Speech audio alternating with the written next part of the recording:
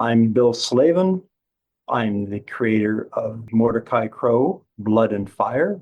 This is the True North Country Comics Podcast.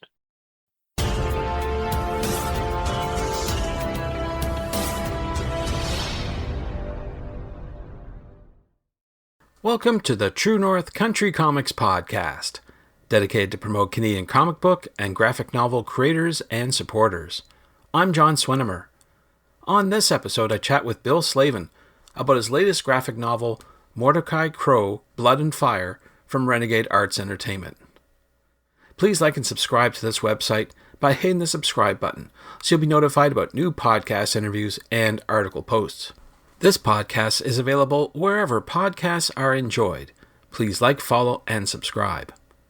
Hailing from Belleville, Ontario, Bill Slavin studied cartooning and graphic story illustration at Sheridan College. His illustration work includes Paulette Bourgeois' book Too Many Chickens, as well as a number of other children's books. With his wife, Esperança Melo, he was a member of the Millbrook Gallery, a gallery collective of 19 local artists in Millbrook, Ontario. Recently, he's returned to his childhood love of comics and graphic novels, writing and illustrating the graphic novel trilogy for kids, Elephants Never Forget, as well as a Mordecai Crow trilogy. Mordecai Crow, Blood and Fire is his third book with Renegade Arts Entertainment. Readers of Mordecai Crow, Blood and Fire are taken back in time to see Crow's ravaged world through the eyes of his mother, Raven.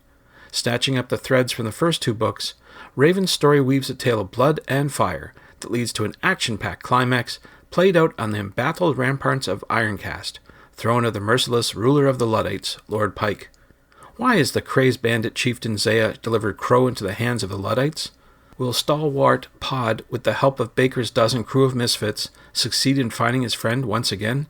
And most importantly, will our hero Mordecai Crow finally unravel the secrets of his lost past? So without further ado, here's my chat with Bill Slavin about his latest graphic novel, Mordecai Crow, Blood and Fire, from Renegade Arts Entertainment. So Bill Slavin, thank you very much for taking time to chat with me. Absolutely my pleasure, John. Thank you. Oh, I appreciate your time. Before we get going with all the questions, I would like to know, what are you reading today? Today, I'm reading I'm reading a novel by an author, Kava Akbar, and it's called Martyr. And I picked it up in my local independent books store the other day, and I'd read about it a little bit online and thought it was a book I wanted to dive into. So that's what's on my reading table right now. Very good. Well, right off the bat, I should congratulate you on winning the 2024 Alberta Book Publishing Awards. It must be a great feeling for your Mordecai Crow series. Yeah, that was wonderful. It was a real surprise to see how well the book did in those awards. Yeah, super grateful for people of Alberta and the Alberta publishers for giving it that recognition. I was super pleased. Absolutely. Well, we're here talking about more of that story, the Mordecai Crow story, which is called Blood and Fire from Renegade Arts Entertainment. I wonder if you could describe the story just a little bit for us. Sure, I'll try to do that without giving too much away. It's the third book in the Mordecai Crow trilogy. First book was Secrets of Jero. The second one, Quid Pro Crow. And then the third book sort of picks up where Quid Pro Crow left off and brings all the various threads of the first two books together into a conclusion. So Blood and Fire, as with the first two books, the first book was from the point of view of Mordecai Crow. The second one was his sidekick, Pod. And the third book is being told from the point of view of a character named Raven. So we really go back in time a little bit, a couple of decades, and really kind of explore a little bit more about Mordecai Crow's world and some of the foundations to the story that actually lead us up to the point where the first book begins. Unlike the first two books, this one actually covers a few decades of the life of this character named Raven. Thank you for sending along the preview copy. And I was reading it, as you've done in previous installments, you tackle some very mature themes in this book. I was wondering, what message do you hope readers take away after reading it? I'm not sure, John. I don't think about message so much. I mean, obviously, there's a underlying theme that runs through all three books. It's based in sort of a post-apocalyptic, post-climate change world, also a world where there's been a massive technological failure. So people have essentially regressed to a more primitive way of living, almost sort of a medieval lifestyle. So that's kind of the foundations of the story. And so I guess in that regard, I'd like people to think a little bit about what we're doing with our planet, clearly. Also, our level of reliance on technology and where that might lead. I'm constantly kind of fascinated by that particular thread. But, mostly I wanted to tell a good story. And so all of those things are the backdrops to the story. But at the end of the day, the story itself is really more of a hero's journey. So that's kind of what I would say I would want people to take away. The world that Mordecai Crow isn't completely without hope. And I think that maybe reflects a fundamental belief that I have, is that no matter what, life goes on, this world goes on. Hopefully it continues with human beings, but that's not a given. But the world will continue. And in Mordecai Crow books, my characters continue to survive in a world that's gone through some pretty tough times. Well, thanks for sharing that. I wanted to switch gears a wee bit and talk about your creative process. I was reading in one of your recent newsletters, you mentioned going back to a type of self-directed art school using online resources. I wonder if you could talk a little bit more about that. What did you mean by that? I'm not a young artist, but I've been drawing for a really long time. I started out in an analog world, pre-internet, and my art training was along traditional lines. I've always kind of felt that I continue to grow as an artist. I think we all do over time. And so when I started doing these books, I started to explore some of the resources that are available online, the resources that wouldn't have been around when I was a lot younger. And that's been a really interesting exploration for me, because I've just always felt that although I feel my work has reached a level of proficiency, we can never stop improving. And so I started to just kind of dig around and find a few things online that just have really helped me to grow in some of the areas that I felt that I wanted to.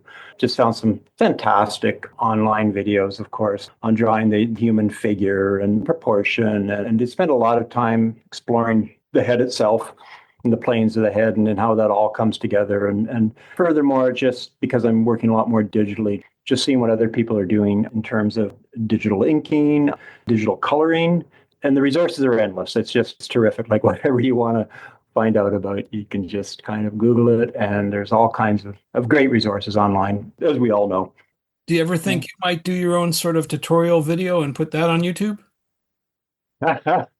Good question. I think there's always, you never know, never say never. There's a lot of people that I think are probably a lot more qualified than me to talk about this stuff. I'm come to digital art a little bit late in the game, although I'm learning in leaps and bounds, really exploring some new techniques that I'm pretty excited about. But just, so much of my time is just spent in creating my own material. I can't imagine taking that next step and actually producing some tutorials. But, who knows? Maybe I'll feel inspired one day. I certainly benefit from other people doing that. So, lots of good reasons to do that for sure. Yeah, you never know. Now, I was reading the write-up on the Renegade Arts Entertainment website. It says this book is a conclusion of the Mordecai Crow story. And I'm wanting to ask you, is that true? Do you have any plans to revisit this world in the future? Good question. Right from the start, I built it as a trilogy. And when I wrote up my story arc, it was always perceived as a trilogy.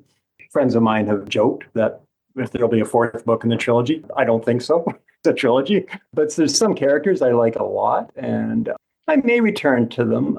I'm not sure. I've been working on new stuff, and I'm really excited about where that's going. So I'm not sure if I'm going to be returning to the Mordecai Crow world right away. But perhaps one day I would leave that door open, but it won't be a continuation of the trilogy. It would be something hopefully brand new. Yeah, in that world. You've been working at this, I was reading, for over 18 years. So I wanted to ask you, looking back over the entire effort, what are your thoughts? Are you satisfied with the conclusion and the outcome of what you've done? Absolutely. Yeah. No, it's been a really satisfying feeling to bring this trilogy to a close. It was first imagined, as I said, 18 years ago, and I was doing some preliminary work and sketching out the story and some thumbnailing.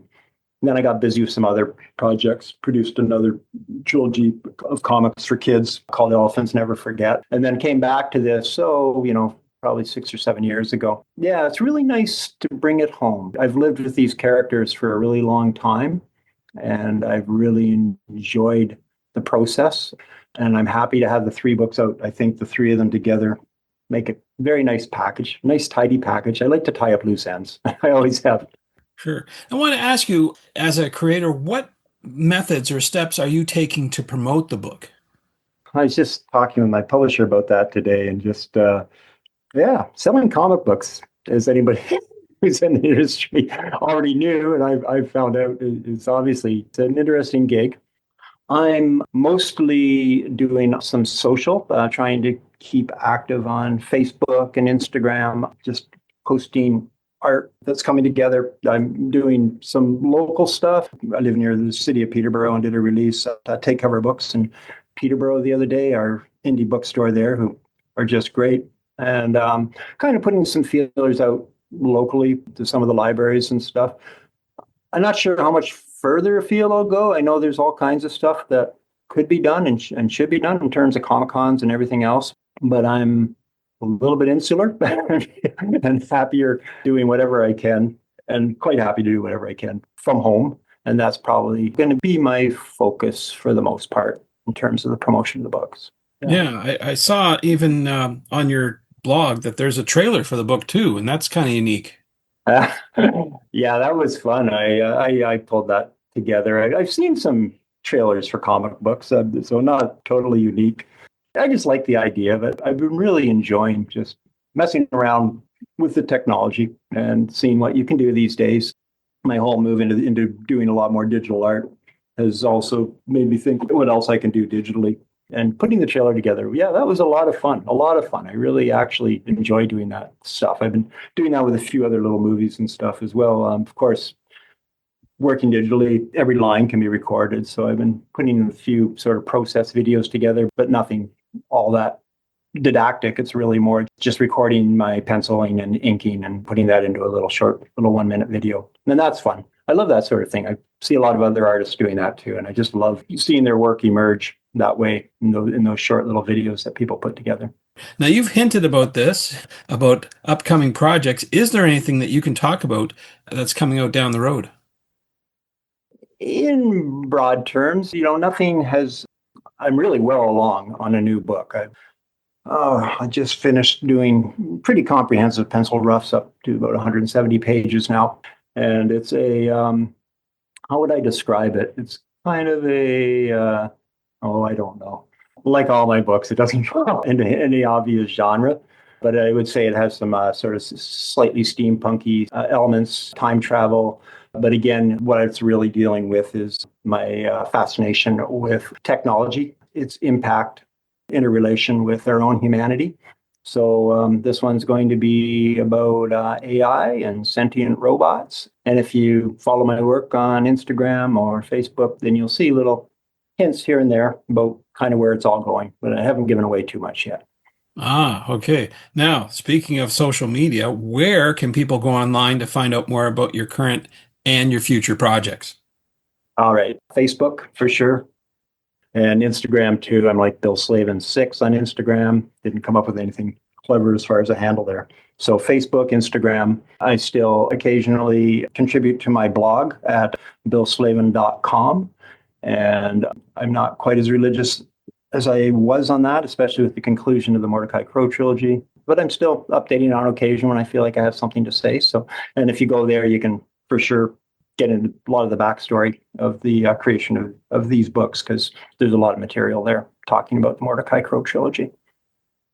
Great. Well, Bill, those are all the questions I have for you, but I'm wondering, is there something I didn't ask that you'd like to get across in this interview?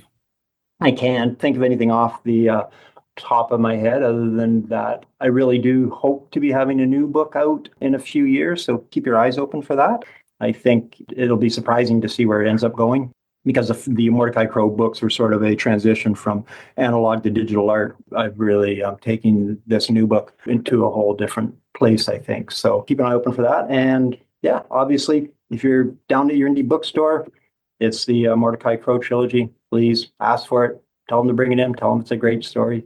I'd really appreciate it. Thank you. Thanks to Bill for the chat. You can discover more about Bill Slavin online at billslavin.com and on Instagram at instagram.com/BillSlavin6. That's the number 6. And thank you for tuning in to the True North Country Comics podcast. I invite you to visit the True North Country Comics website to listen to more conversations about creators' insight on making comic books and graphic novels. I also encourage you to subscribe via the website so you'll be notified about new podcast interviews and article posts. This podcast is available wherever podcasts are enjoyed. Please like, follow, and subscribe. You can follow along with True North Country Comics on most social media sites, and you're encouraged to send any and all feedback to john@truenorthcountrycomics.com. Thanks for tuning in, and come back soon for another episode. Bye for now. True North Country Comics Podcast is copyright True North Country Comics, copyright 2025.